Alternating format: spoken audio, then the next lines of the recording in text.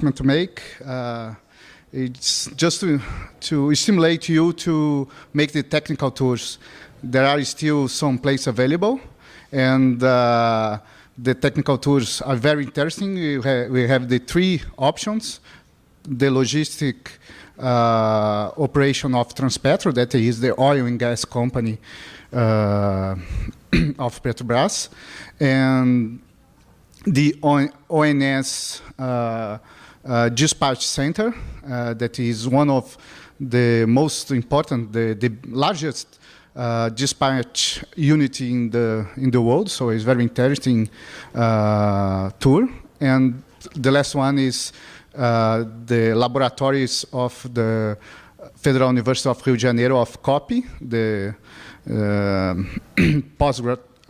the graduate engineering course of the labs of COPE. They will make a presentation of the activities, and you will visit the Oceanic lab, that is also a very interesting tour. So you have some place available. So if you are interested, please go to the registration desk. And one thing that is very important, that to go to the technical tour, or passport or ID, so because it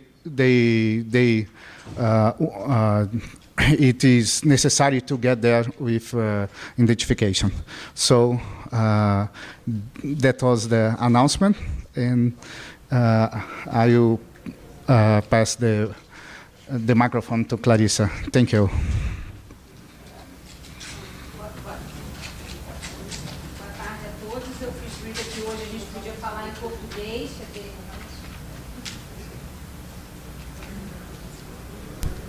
Obrigada. Que hoje a gente poderia falar em português. Alguém que não entenda português aqui na sala? Não.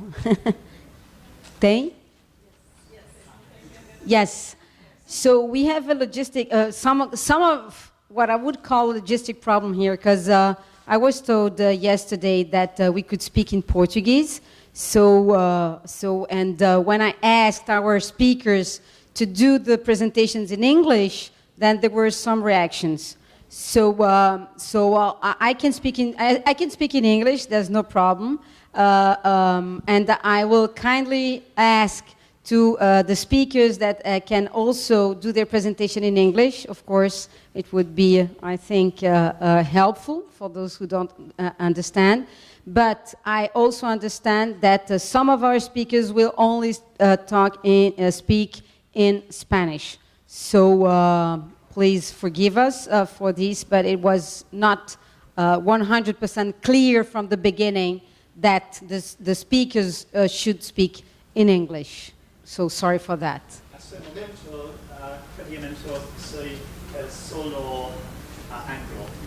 No, can you say it in English? Yes.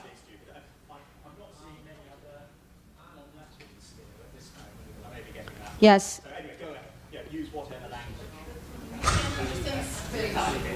So great. So at least, yeah. So I'll try to do in a dual mode, both in English and in Portuguese, and the ones that also can do it very well. So we are here this afternoon competing with the pre-salt session, but this one's going to be much more exciting because pre-salt is already given and climate change not yet. So, the title of our session is Energy Transition and Climate Change in Latin America.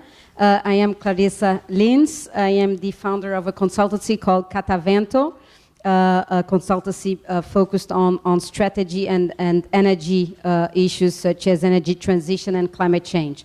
And I'm very pleased to moderate this session today. We have 4 speakers. 2 from Brazil, 2 from abroad. So, and I'm gonna present them before I just introduce, I would say, the issue that we're gonna discuss.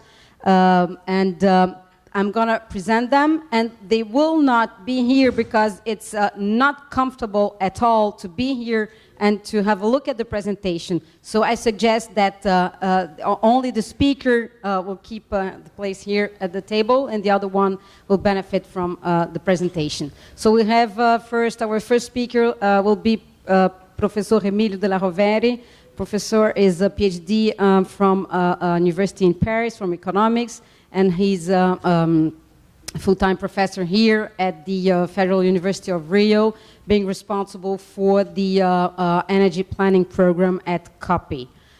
He's, of course, has a long-standing work being done on issues related to both economics and climate change, and is the author of several studies around these issues. We also have from the Brazilian side, Elbia Ganum. She is the CEO of the Wind Power Association here in Brazil.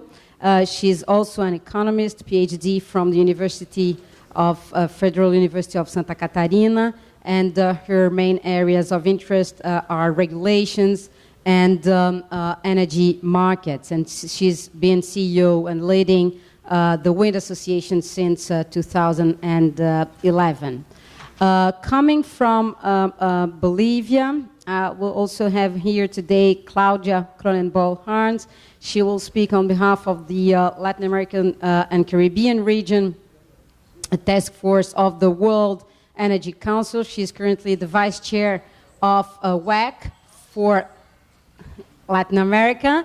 And she's also the chair of the board of the Bolivian Chamber of Hydrocarbons and Energy. She's contributed to the international area of Petrobras before her tenure at the WEC, and she's industrial engineering from Public University of Santa Cruz, Bolivia, holding an MBA from IBMEC, and also Leadership Development Program from Harvard Business School. And finally, we also have with us Olga Otegui, coming from Uruguay. She's been with the National Department of Energy as a director of Uruguay for the last 20 years, and she's dedicated her work on the definition of strategies towards energy transition and renewables energy. She's also specialized in planning and management for energy efficiency. So I'm sure that we'll have very rich contributions from the panel, and I don't want at all to not to be able to benefit from their opinion. I'm just going to set the stage, giving a few words on energy transition and climate change. Of course, the first one is why climate change such a hot topic issue. And basically, what we've seen in the last year, it has really been much more a part of the business discussion. So, as you might know, the World Economic Forum undergoes a survey each year at the WEF meetings in Davos, and this is how climate-related issues have been ranked very recently, and they've been going up on the top of the hot issues, being on top of mind of the executives that attend the World Economic Forum meeting every year, climbing on this ranking. If we look very rapidly at climate-related shareholder resolutions, so issues brought up by shareholders at the meetings in the US, it has also an impressive increase in the very recent years, meaning that the shareholders want to have more information about the company's strategies related to climate change. And basically, why is this happening? Because climate change might have a huge impact on GDP and on economic costs for the economy as a whole. So that's why this is climbing really up on the agenda of the corporate world. And why is energy at the heart of the climate debate? Basically because energy stands for roughly 2/3 of global GHG emissions, of course distributed in electricity generation, transport activities, industry, and buildings and so on. But it is why energy and climate are really intertwined issues.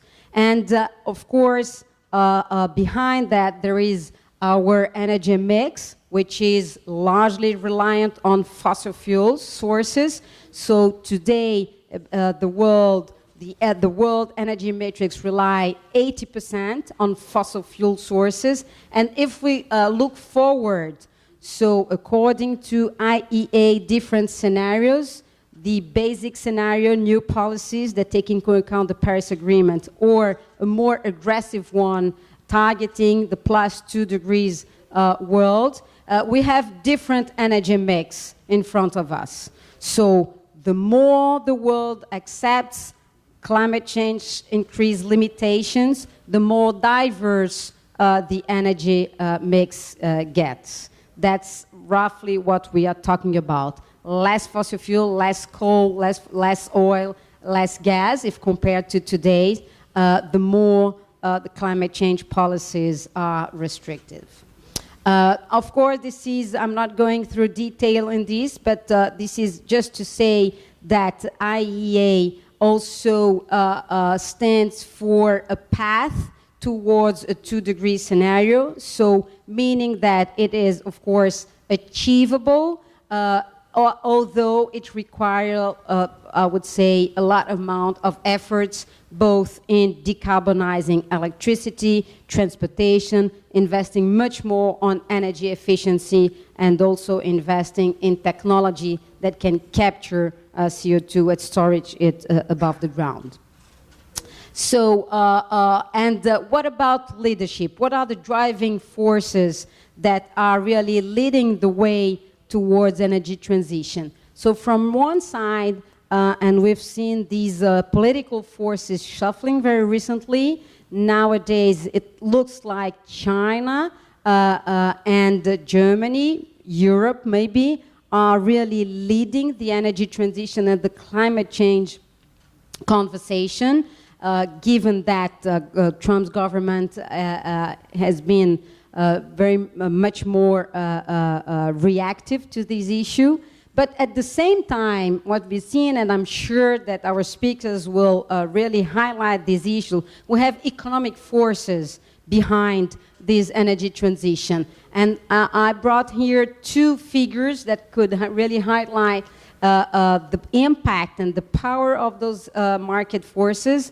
One is related to the increased amount of investments towards clean energy. If you take an average for the last from 2010 to today, we are talking about 300 billion investments going to clean sources of energy. And at the same time, we have really a decreasing leverage cost of electricity coming from renewable sources. So basically, this stands for a comparison between 2010 and 2016, basically meaning that at this level, all these renewable sources are now competitive with fossil fuel ones when generating power, when generating electricity.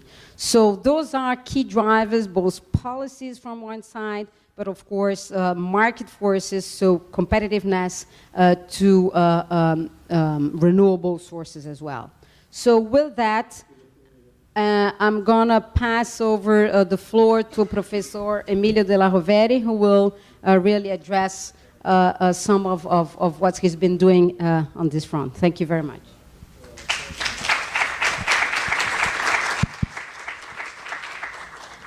Good afternoon. Thank you very much for the invitation, for the opportunity for sharing with you some of the results of our research here at the Federal University of Rio de Janeiro, but at COPE, which stands for the Center of Technology, Institute for graduate studies in engineering, where we have this energy planning program. And we don't have much time, but we have, well, an executive summary in English for those non-Portuguese speaking, and also a technical summary in Portuguese, which is available for you, summarizing the research I'm going to present. Yes, the first, please. Yes, thank you. Okay, oh yes, I can do that. All right. So, thank you, Clarissa, for introducing the subject.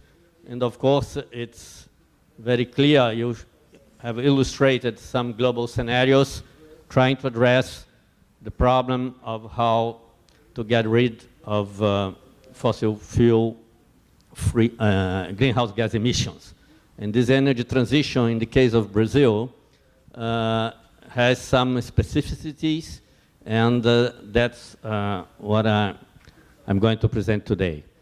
First specificity, you see here, overall economy-wide emissions in the country, the past record in the last decades. You see in green, the big chunk used to be emissions from deforestation, especially in the Amazon, also in the savanna lands.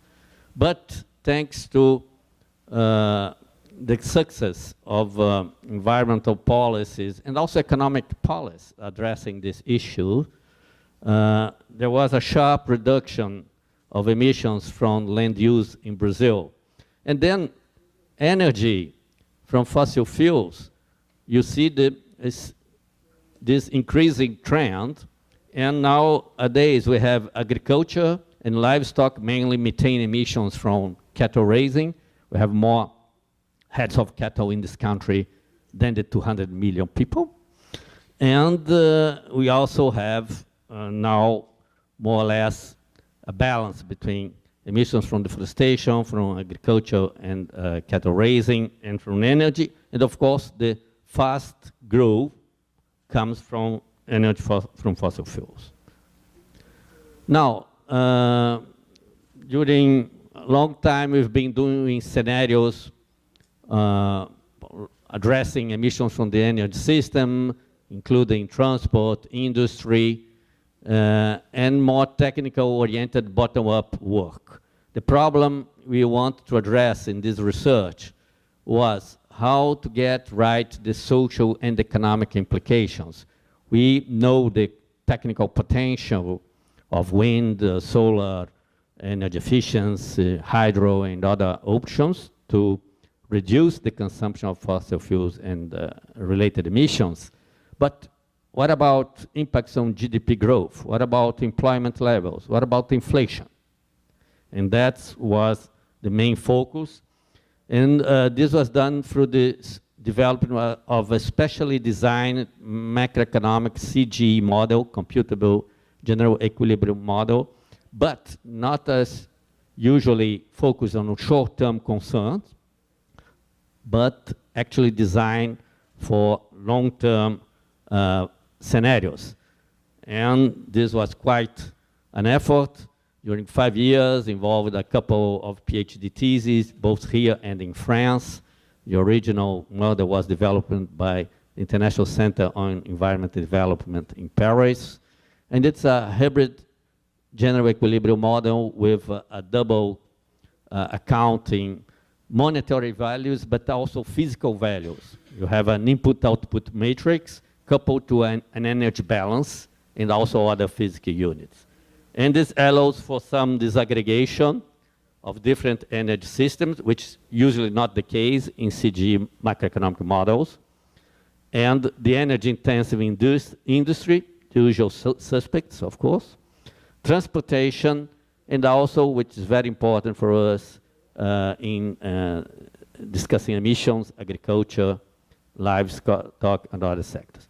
And also on the social issues, we had the up to six household income classes, and this CGE model could interact with the bottom-up sectoral models and update the technical coefficients of the input-output matrix according to the scenario assumptions.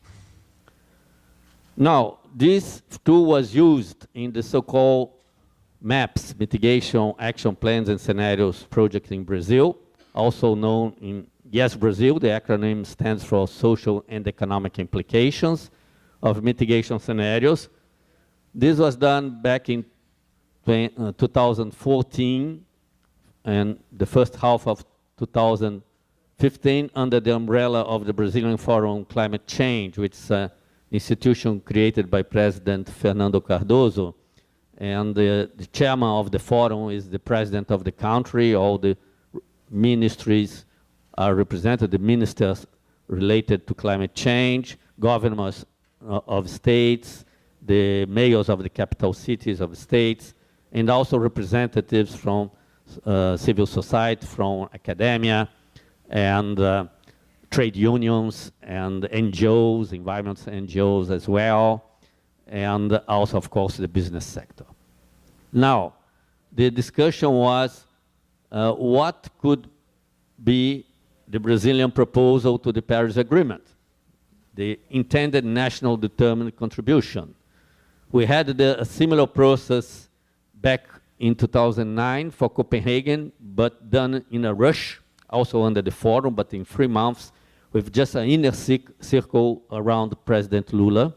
This time it was a much wider participatory process, and we used a scenario building team with a number of experts.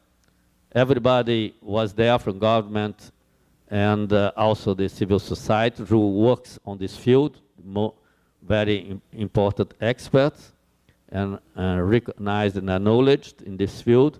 And the scenario building team defined what would be the pertinent scenarios to be discussed, and then quantifying the coefficients, the assumptions to be run in the economic and sectoral models up to 2030, which was the time frame for Paris.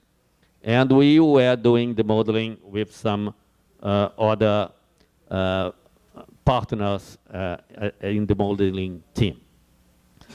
Now, this was more or less, we had 5 meetings of this 70 people scenario building team, split in 5 groups according to the main area of expertise.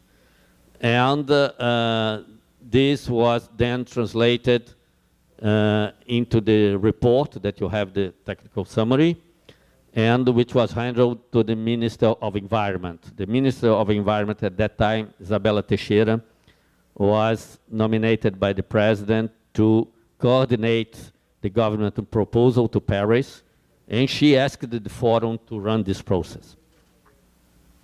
So, of course, the context was before the the current deep political and economic crisis.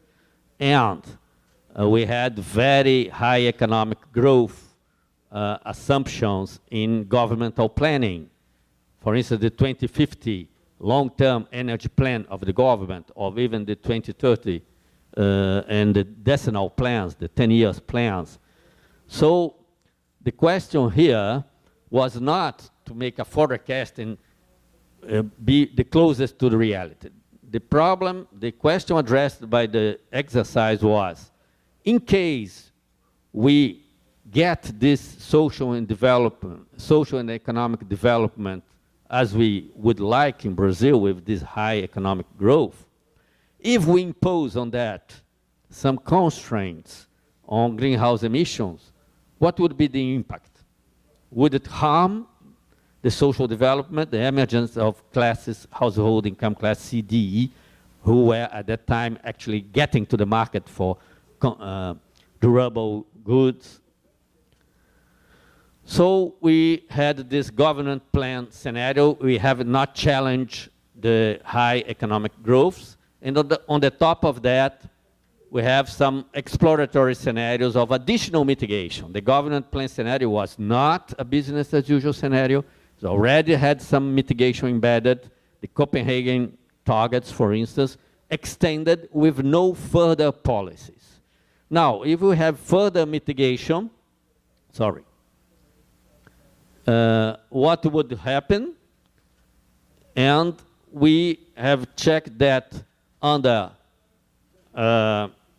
two assumptions, just macroeconomic reforms and getting right the funding of the mitigation options, and also the scenario of a global carbon tax that would be adopted in most developed countries and also in Brazil at the level either of $20 per ton of CO2 equivalent or $100, the higher tax, just to check the impact of a tax on the social and the economic development. Well, the measures, I'm not going to comment, I don't have time, but you have the things we know we have to do in Brazil if we want to decrease emissions. Low carbon agriculture, for instance, shut down deforestation, forestry, then a lot of energy, of renewable energy, energy efficiency, and so on. This is the usual stuff that you get in the usual scenarios that you see around. So I'm just rushing, you can read the report. The interesting thing was when we introduced the assumptions at the level, the scenario building team thought it would be feasible under this high growth economic scenario, of course. We had, if no further policies after Copenhagen would be in place, then the downward trend of emissions would reverse and there will be a resumption of growth in emissions up to 2030. But with additional mitigation policies, we could stabilize emissions or even get back to levels lower than 2005. 2005 was the benchmark adopted by the government to present the commitment to Paris for obvious reasons, because that was the peak of Brazilian deforestation, and then we had the sharp decrease. Now, the mix of emissions per sectors would change. This is the government plan scenario, and in the 4 additional mitigation scenarios. What's important just to see is that even if there is a decrease in emissions from energy supply, transport has a very important contribution, and agriculture and forests still have an important contributions in terms of the decrease of emissions, as you see from the reference case and the additional mitigation.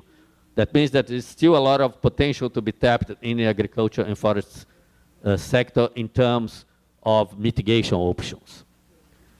Also, if you check the cumulative avoided emissions over the 20 years time frame, you see that a lot of emissions reductions come from agriculture, forest, and land use, particularly in the second additional mitigation scenario. If we go towards reforestation of the Atlantic forest, which is a huge amount of carbon sink.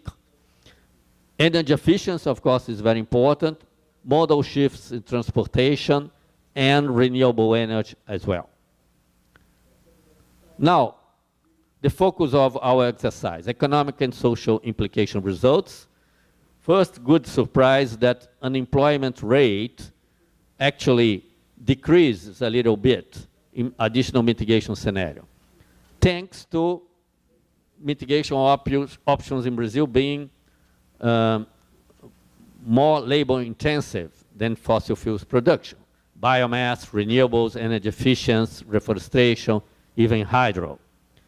In the case of the carbon tax, we might expect increase in unemployment, but then the assumption of the study was not just the function of a carbon tax on the economy and getting these resources out of the economy, but recycling the revenues of the tax back into the economy. How? Reducing social charges on labor costs, imposing on labor costs. That would foster employment, so it helps. Of course, the result is not so bright like in the mitigation scenarios if we can reach them without the tax. But if we need the tax to implement those measures, then we will have to accept a little more unemployment, but still less than in the reference case. This actually is explaining why there was no harm to GDP, even slight increase. That means that these activities with the rebound effect by larger higher employment, higher household income levels of poor classes, and consumption, there was a positive rebound effect on GDP. And also, inflation is higher under mitigation scenarios. Additional mitigation would increase the general price level. But this, the exercise was run for free income classes, and what we saw is that the increase in income over the period is higher than inflation. That means that the purchasing power of each income class, and we have accounted that the inflation rate, not as an average, but actually the inflation seen by the household class 1 up to 2 minimum wage. That means some 16% of Brazilian population. Here the middle class from 2 to 10, about 60%, the huge middle class, and 24% of the households in more than 10 minimum wage. And what we see is that they are all better off, with the sole exception of the higher income class in the case of a very high carbon tax. Because of course, richer people drive cars and consume much more fossil energy per capita. So that means that for each inflation, the basket of goods and services of each household class was considered, and we could check that this would, it's not mitigation that will make people poorer in Brazil. So the results point to a partial decoupling of GDP growth and greenhouse gas emissions in the case of Brazil. Even if GDP growth is not affected, we have some decrease in mitigation, which is thanks to, of course, the huge basis of natural resources and low-cost mitigation options available in Brazil from hydro, biomass, renewables, energy efficiency, and also in the agriculture and forestry sector. Just for you that you are curious, what was the final decision by the government? This was actually the reduction in emissions that the Brazilian government pledged in Paris, 37% in 2025 and 43% in 2030, which is more or less in between the two results. And the targets announced by Brazilian government in Paris are a little more modest than the targets of our exercise for energy, and a little more ambitious in the case of agriculture and forestry. That was how the government picked up. But that means that according to this roster of experts, it seems quite feasible to actually implement and achieve NDC goals in Brazil in the case of energy. Oh, that's a problem. Where is the... I knew I had to use the PowerPoint. Ru told me not to do that. Well, this was, okay, I'll talk about that later. But of course, all these figures have changed now. We are going, of course, to repeat this exercise because of the crisis, much lower GDP growth rates, and we have the opportunity to discuss again at the Climate Convention in 2018. There is a dialogue between countries about the implementation of NDC, how it can be made more ambitious, and especially in 2020, where countries are supposed to present in the convention process the long-term development strategy with low carbon. So extending these scenarios up to 2050 is our next text. But if you allow me 2 minutes to conclude, the general insights are there, and you know what we have to do, the implications of the scenarios in terms of policies.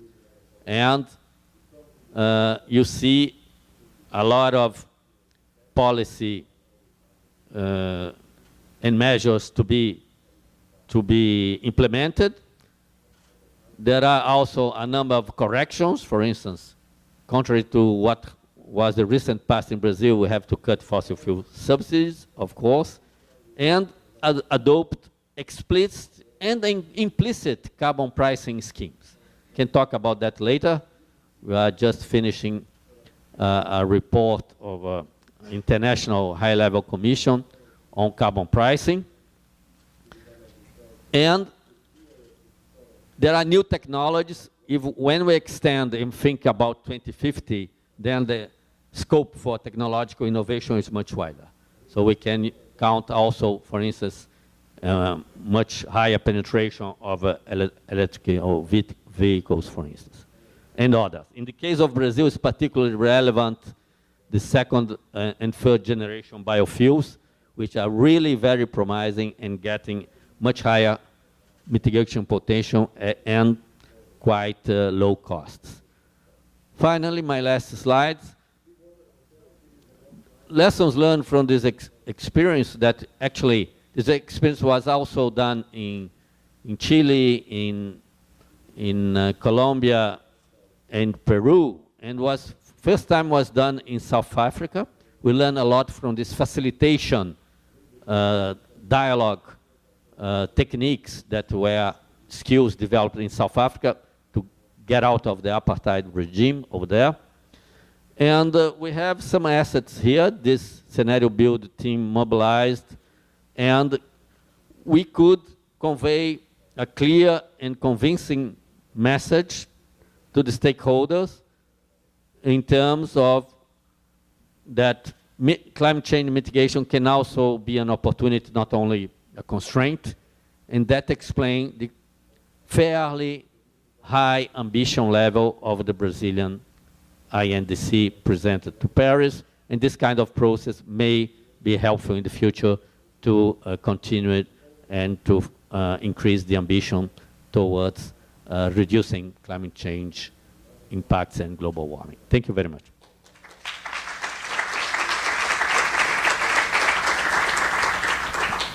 Thank you very much, Professor Emilio. I'm really curious about the next, the next exercise, and to learn about a little bit more about the impact of carbon pricing in Brazil, and maybe in the Q&A session we can talk a little bit more. So I'll hand over to Claudia, and the floor is yours. Thank you very much for the introduction and for the presentation. I will apologize myself. I prepared my presentation and myself to speak in Spanish, so I will deliver it better. So sorry for those who don't speak Spanish. Antes de empezar mi presentación, voy a hablar un poco del Consejo Mundial de Energía. Yo soy la representante de América Latina y el Caribe. Entonces, comentarles que es una red mundial del sector de energía, una red que está creada por líderes y por profesionales, fue fundada en 1923, está acreditada por la ONU y tiene más de 3.000 organizaciones repartidas en más de 90 países alrededor del mundo. Hace énfasis en traer a todos a la mesa, instituciones públicas, privadas, academia, expertos y entes gubernamentales. Promueve, su principal objetivo es promover un sistema energético sostenible, que sea asequible, que sea estable y respetuoso al medio ambiente. ¿Cómo funciona? es a través de comités nacionales, tiene comités en más de 95 países y tiene un consejo directivo en el cual tiene un representante por cada región para discutir los temas más relevantes. Abarca todo tipo de energías y todo tipo de organizaciones. El Consejo Mundial de Energía ha focado cuáles son los principales factores predeterminantes que están cambiando en el mundo de la energía. Y aquí tenemos cuatro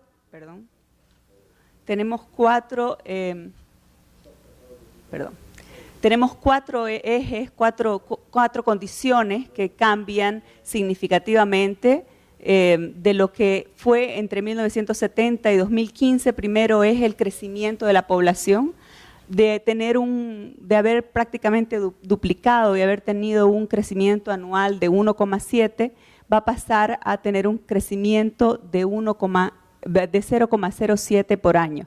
Entonces hay un menor crecimiento de la población esperada hacia el futuro. Con esto hay una menor demanda y también hay una menor disposición de trabajadores, ¿no? Nuevas tecnologías, en este periodo hubo el principal factor del desarrollo fue un crecimiento de la productividad.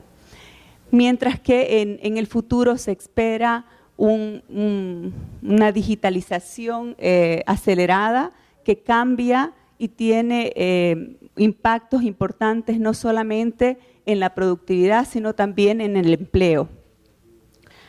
Por otra parte, las limitaciones que nos impone el planeta, ¿no? A través de las emisiones, ya hay una tendencia reconocida que es necesario disminuir la cantidad de emisiones que generamos los humanos en nuestro consumo, ¿no? Entonces hay este objetivo que está plenamente compartido de lograr un calentamiento no más allá de 2 grados centígrados como objetivo. También hay una expectativa de un cambio del poder. En este periodo hubo un rápido crecimiento de las naciones desarrolladas y un crecimiento del rol que juegan los organismos internacionales. Con este cambio del poder y con India siendo el país más poblado del mundo y con China pudiendo ser la economía más grande del mundo, también hay una necesidad de que estos organismos sean realmente más globales, que tengan una voz representativa de todos los que están compartiendo el planeta. Dicho esto, aquí este es el trilema energético en el que consideramos que estos 3 factores son igualmente importantes para el desarrollo del sector energético. Vemos aquí que hay en la parte de inversiones necesitamos 1/3 de la demanda va a crecer en los próximos años, entonces se necesitan viabilizar las inversiones. Tenemos actualmente 1.1 billones de personas sin acceso a la energía que necesitan tener acceso a un precio asequible y al mismo tiempo entre el 35 y 40% de las emisiones de gases vienen de nuestro sector. Entonces, esos son los 3 principales desafíos que enfrenta el sector de energía. Y para eso hay 3 pilares que se consideran claves para lograr superar estos desafíos. Uno es la descarbonización, que está en los objetivos de COP21, las energías renovables, la eficiencia energética y el transporte eléctrico. Veíamos tanto la introducción que hizo Clarisa al tema como la exposición del profesor, veíamos que claramente estos temas son importantes para disminuir la emisión de gases. Por otra parte, un elemento muy importante es el diseño de los mercados, el papel de los reguladores y cómo yo voy a hacer para que ese mix que mostraba Clarisa de energías puedan convivir y puedan ser rentables y sustentables en el tiempo. Entonces hay una generación distribuida, una preocupación con el consumidor y también con las barreras de entrada y con la seguridad del sistema. Y el otro pilar importante es la resiliencia, ¿no? El nexo agua-energía, los eventos climáticos extremos y los riesgos cibernéticos. Yo voy a desarrollar dos de ellos por tiempo. Y aquí hablando sobre la descarbonización, este es un reporte que emite el Consejo Mundial de Energía en la que le pregunta a los principales líderes del sector qué es lo que no te deja dormir en las noches, ¿no? Y aquí tenemos un cuadro que tiene incerteza, mientras mayor incerteza está hacia arriba, y impacto, ¿no? Entonces, en este cuadro relacionado con la descarbonización, vemos las energías renovables en el mundo ya tienen mucho menos incerteza, pero un gran impacto. Igual la parte de eficiencia energética, cambio climático está en el medio, todavía tiene un grado de incerteza importante, y innovaciones en el sector de transporte está más centrado. Cuando vamos a nuestra región, vemos que todos estos tres factores están mucho más hacia la izquierda y mucho más hacia arriba. Es decir, en nuestra región estos temas tienen un mayor grado de incerteza y una percepción de un mayor impacto. Y vamos a ver un poco, por qué. Aquí vemos que en nuestra región hay una gran participación del recurso hídrico en la generación, y esa es una de las razones por las cuales el factor climático aparece con una relevancia mayor. Tenemos zonas aisladas que tienen poco acceso a la energía en nuestra región, y también tenemos energías con emisiones bajas o casi nulas, especialmente la generación hidroeléctrica, ¿no? Aquí vemos que independiente de cuál sea el escenario que veamos de largo plazo, el crecimiento de las energías solares y eólicas es un hecho. Lo que cambia es la dimensión del crecimiento. Aquí en el mismo sentido, vemos ya una tendencia en 2015, se invirtieron 286 millones en energías renovables, superando, ¿no?, las inversiones que se hicieron en energías convencionales. Entonces también esto nos muestra una tendencia, y una vez más aquí son tres escenarios de crecimiento que cambian de acuerdo al nivel de colaboración y si es el sector privado o el público el que lidera el escenario, pero vemos que en los tres escenarios la presencia de energías renovables y el crecimiento en el mix es una realidad o un consenso. También uno de los factores que ha ayudado a que esto se viabilice es la disminución de los costos y de la inversión en estos tres sectores. Entonces eso ayuda enormemente como un factor de mercado a que sea realidad. Entonces, como conclusiones, las energías renovables han crecido rápidamente en los últimos 10 años.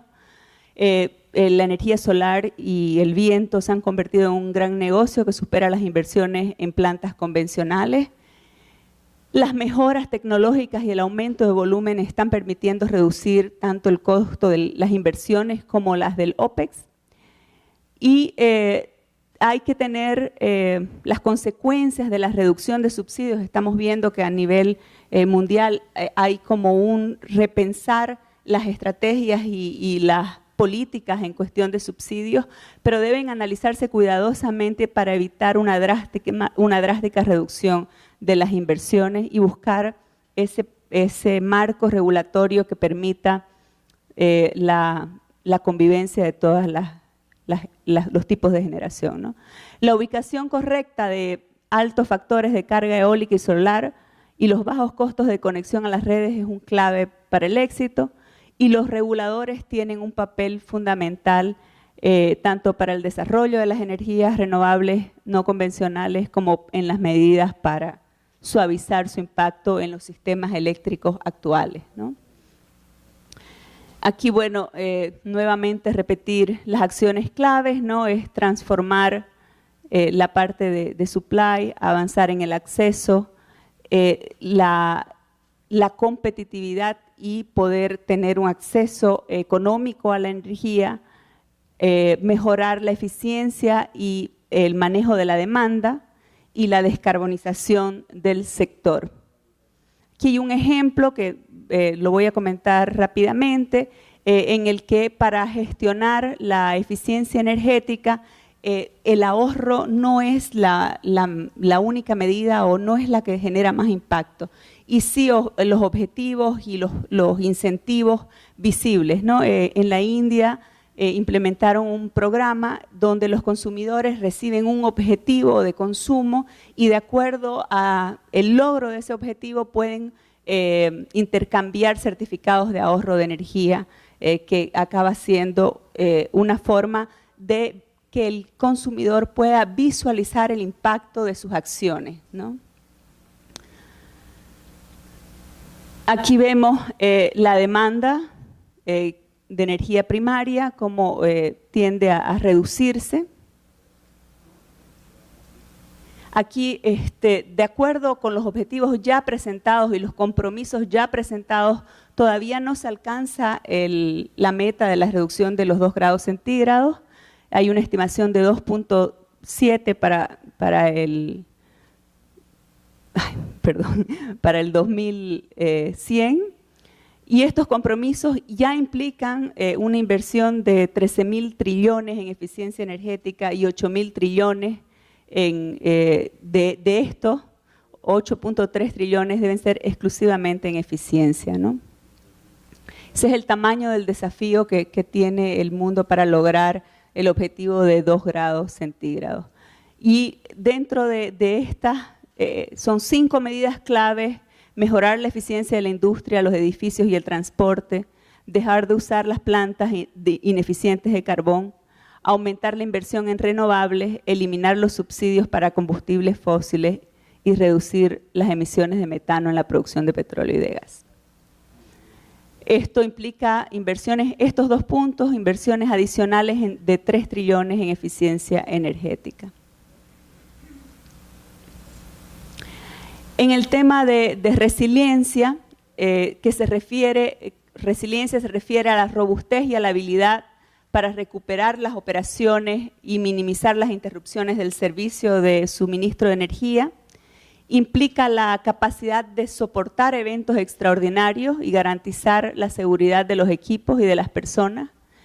Y se concierne a los activos individuales y a la viabilidad del sistema. Entonces aquí vemos que estos 3 son los principales factores que impactan la resiliencia de un sistema: los eventos climáticos, el nexo agua y energía y los ataques cibernéticos. En el mismo tipo de reporte, que es el Issues Monitor, vemos que en el mundo estos 3 eventos, los ataques cibernéticos, los eventos climáticos y el nexo agua-energía, están con alto grado de incerteza, pero con bajo impacto.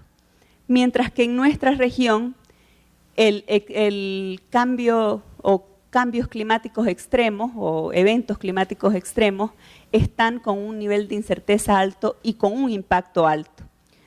El nexo agua y energía está en el medio y los ataques cibernéticos todavía no se perciben como que tengan un impacto importante en el sector, sí con un grado de incerteza elevado.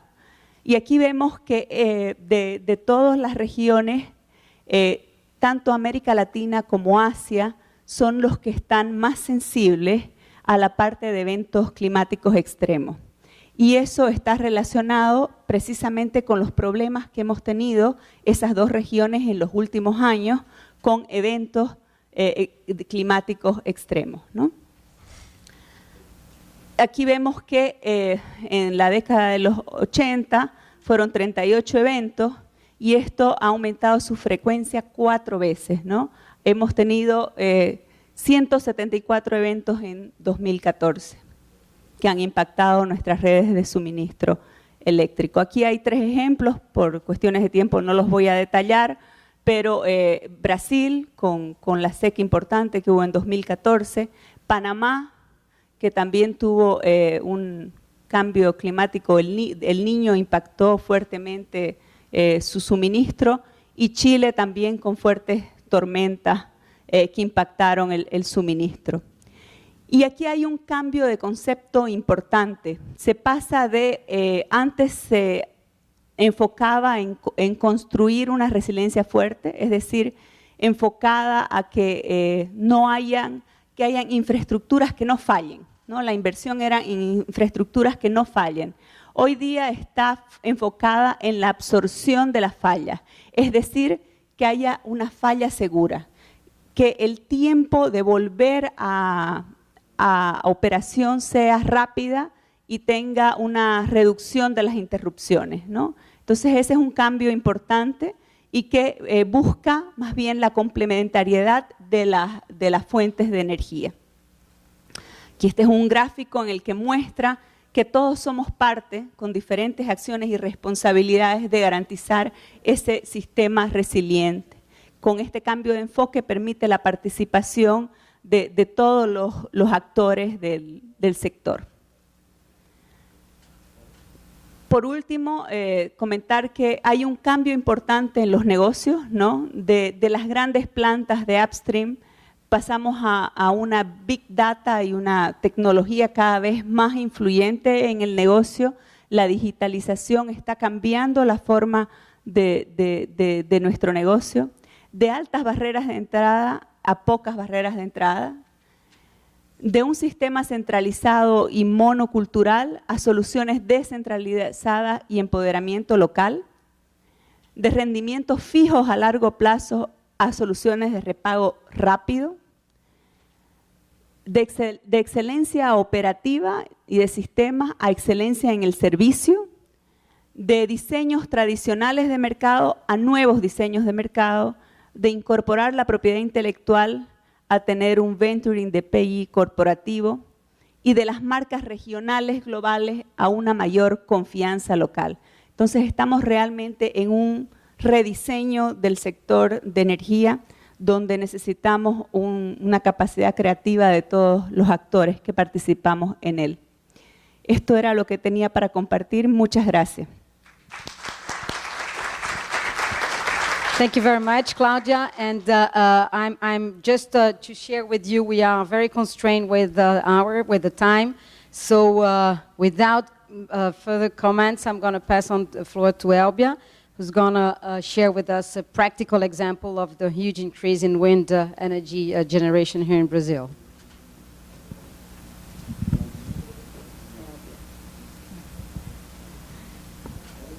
Good afternoon. Thank you, Clarissa. Thanks, Eli, for invitation.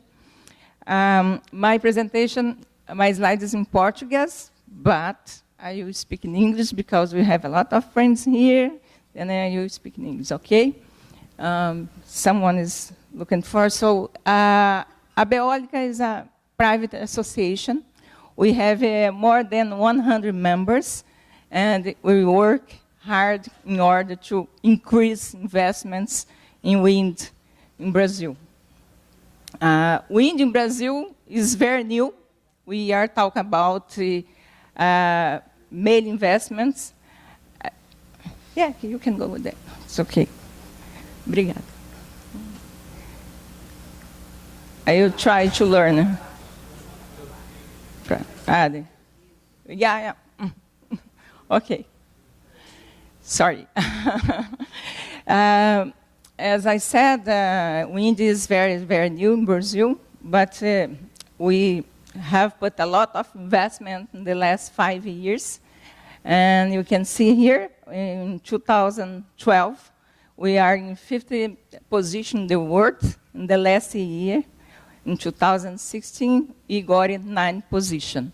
Then you are increasing so fast investments.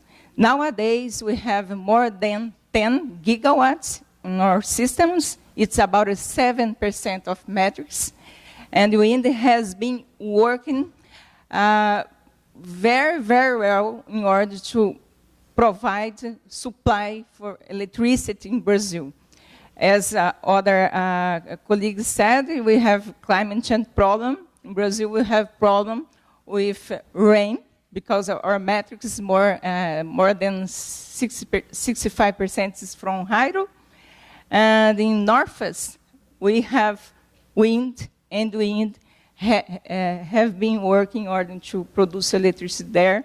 And sometimes we get about 10% of the national systems. In Northeast, it's about 30%.